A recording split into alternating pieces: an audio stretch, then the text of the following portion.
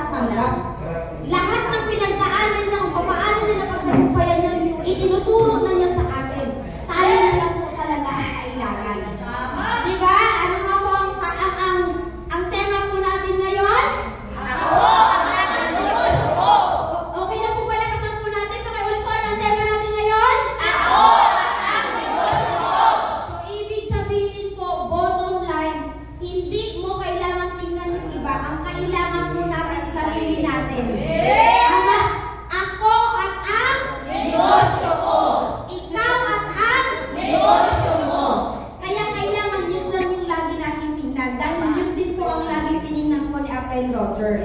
Tama, kaya po meron tayong fight action good champion. Di ba, kailangan po natin yan? Ayan, kaya po sobrang bless po tayo. At syempre po, habang buhay ko rin po papapalakpakan ang ating angel. Ayan, wala rin ako, ang tayo Alusin, na isa rin po sa talagang unang nagturo, nagbubog sa akin at naniwala na kaya kong gawin si First Vital Class. Kaya mas swerte po tayo, pasalamatan po natin. Nandyan man yan o wala yung mga angel po natin, sila po ang binigay sa atin ni Lord na daan para po makilala natin si First Vital Class. Kaya habang buhay po natin pasalamatan yan. Kamawag po natin awayin na. Oo, pasalamatan, mahalin po natin yung ating po mga angel. Okay lang po ba sabihin po natin sa mga angel natin? I love you, Aplay! I love you,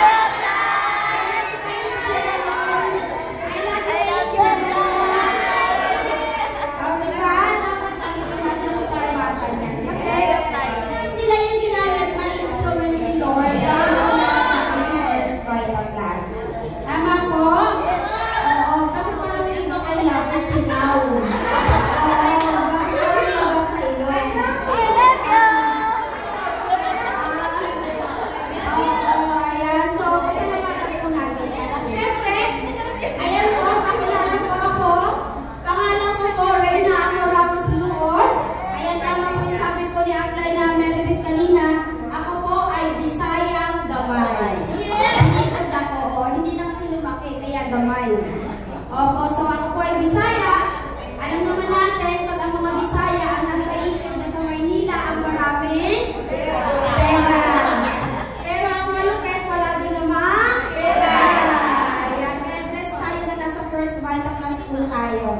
Ayan, so ako po ay isa sa kabaitaan for leader, champion in life for leader, fight action good champion for leader.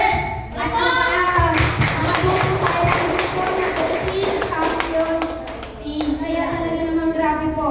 Sobrang blessed na blessed po tayo sa First Vital Class. So, ako po naniniwala na ang destiny po natin, tayo po ang may hawak. Pero tayo pa rin po ang mamimili kung ano yung destiny na gusto po natin. Tama?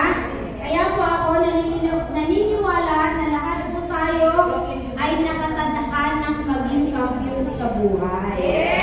Diba? Ayan, at yun po ang naging trabaho ko bago ko nakilala si First Vital Class. Isa po akong tindera, kaya dati nung inalok pa ako ng First Vital Class, ayoko rin kasi wala naman akong alam sa negosyo. Wala po kami laging negosyante, kaya takot din ako nung umpisa. Hindi ko rin alam kung paano ko sisimulan, kung paano yung gagawin. Wala nga akong kaalam-alam. Diba, sa pagiging tindera, ano bang ginagawa ng tindera? Diba, syempre, nagtitinda. Kung ano ang bibilhin, yun lang yung ibibigay. Wala naman ang paliwanag doon. Na ang magic sarap, ang sarap nito, ay meron po itong ganito? Meron po ganon? Diba wala? Basta kung ano yung binili, yun yung iabot mo. Tama?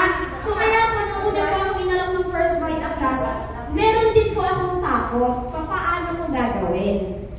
Ang masarap lang po, kasi yung mga taong ipinakilala o pinakita po natin kanina, sila po yung mga taong tumulong, nagturo, nag-guide po sa akin dito sa negosyo ng First Vital Class, kaya po ako unti-unti natuto.